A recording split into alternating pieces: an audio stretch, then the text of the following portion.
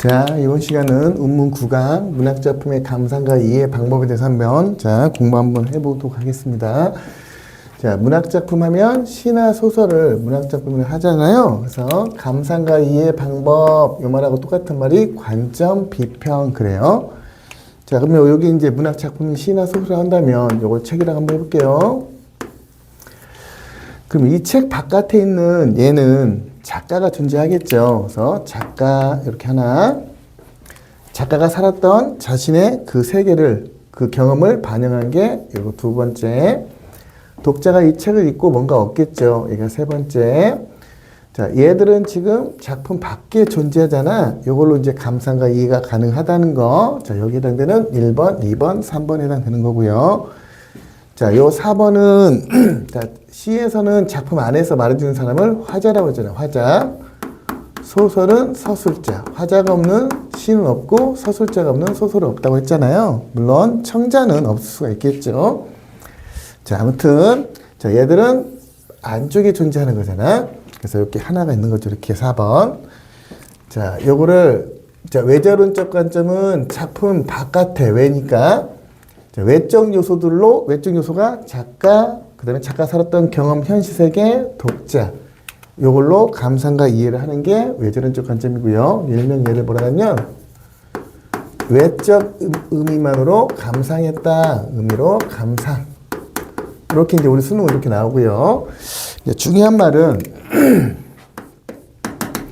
그럼 얘가 책이니까 작품을 읽지 않고도 감상과 이해가 가는 게 1, 2, 3이겠죠. 중요한 말은 작품을 읽지 않고도 감상과 이해가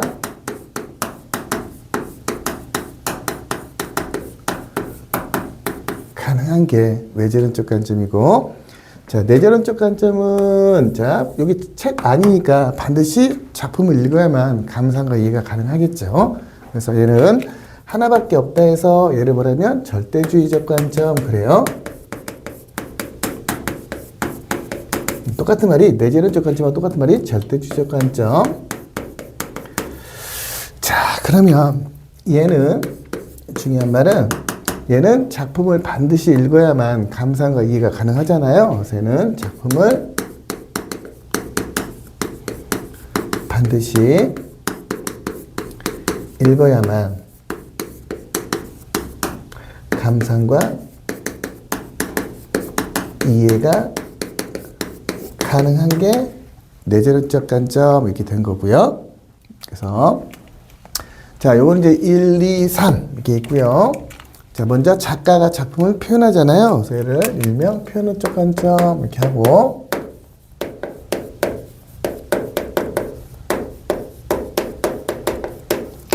자, 그러면 작가가 지가 살았던 그 세계, 그 경험을 반영했잖아. 그래서 2번은 반영론적 관점.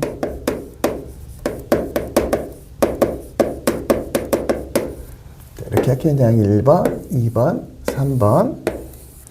독자는 작품을 읽고 뭔가를 얻는 거잖아. 얻는 거는 경제용어로 효용이라고 하죠. 독자도 감동과 깨달음을 얻잖아. 그래서 얘를 효용론적 관점 이렇게 하죠.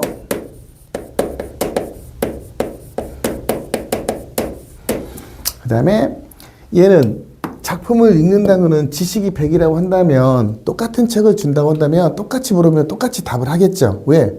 보이는 사실 그대로 찾아내면 되니까. 보이는 사실 그대로가 객관주의적 관점, 그죠?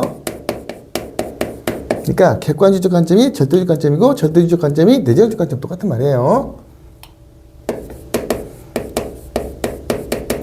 자, 이제 이렇게 종류를 먼저 외워놓고 가장 중요한 말은 얘는 작품을 읽지 않고도 감상과 이해가 가능하다는 말이고, 얘는 반드시 작품을 읽어야만 감상과 이해가 가능하다. 그래서 보통 수능은 외자론적 관점과 내재론적 관점, 요 말하고 똑같은 말이 내적 의미의 감상, 똑같은 말이야 이게. 의미로 감상한다 이렇게. 보통 수능은 이렇게 되죠. 이렇게. 학교 시험은 이렇게 자세히 되고요. 자, 모르게 생각하지 말고, 자, 표현론적 관점은 1번이니까 작가가 작품을 표현하잖아. 그럼 이거 똑같은 말 볼게요. 그러면은 작가의 삶을 알면, 가치관을 알면 뭐 작품을 이해할 수 있다는 거죠. 작가하고 똑같은 말은 뭐냐 하면은 요게 글쓴이잖아. 글쓴이가 누구냐 하면은 시인 아니면 소설가겠죠. 시인, 소설가. 요게 누구냐 하면은, 자, 예를 하나 들어볼게요. 예를 들면 이육사에 광야라는 시가 이렇게 있다고 한다면, 까마득한 날에 이렇게 시작하죠. 그럼 얘가 시인이고 이게 제목이잖아. 그러면 결국은 시인이 누구냐면 이육사니까 여기 이름 이렇게 기하면 돼요. 이름. 자, 여기다가 초점을 맞춰서 뭔가 설명을 해. 이런 단어가 나와 있어. 이렇게 여기다 초점을 맞춰서 설명을 하면 이게 외전적 관점 중에 표현론적 관점이다. 이렇게 기억하면 되고요. 자, 반응론적 관점은 작가가 살았던 자신의 세계를, 자신의 경험을 반영한 거야. 그러면 얘는, 자, 작가가 살았던 현실 세계를 반영했다. 현 세계. 그럼 요 말하고 똑같은 말이 뭐냐 하면은, 만약에 이육사가 1930년에서 40년까지 이렇게 시를 썼다고 한다면, 요때가 일제치하잖아. 그러면 요 말하고 똑같은 말은 뭐냐 하면은, 자, 무슨 시대겠죠, 시대. 그 다음에 40년대는 40년도, 뭐 연대, 뭐 그 당시, 뭐 이런 단어가 나와 있거든요. 그러니까 작가가 살았던 그 경험이나 사회나 문화, 시대 같은 걸 반영하는 게 반영적 관점이야. 이런 단어가 나와 있다. 이렇게 기억하면 되고요. 자, 효연론적 관점은 독자가 작품을 읽고 뭘 얻는 거잖아요. 뭘 얻겠어요? 감동과 뭐 깨달음,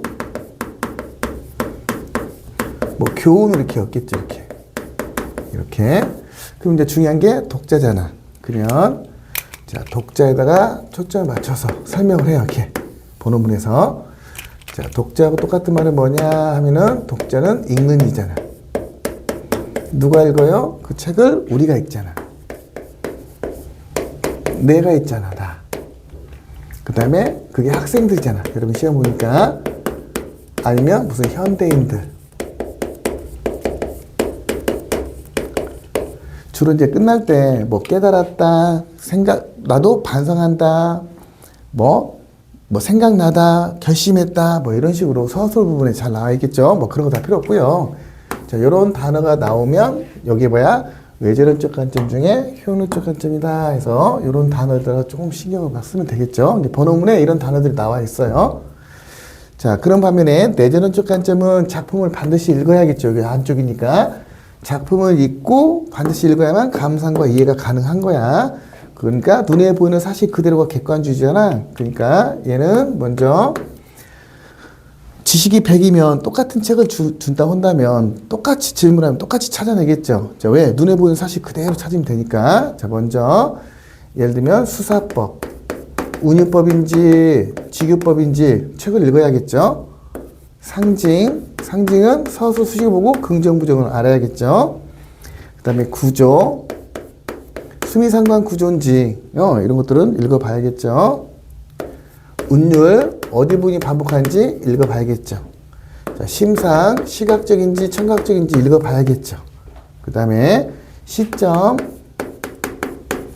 작품 안에서 나나 우리가 나오면 1인칭 주인공 시점인지 뭐 읽어봐야겠죠. 나나 우리가 나오는지 안 나오는지.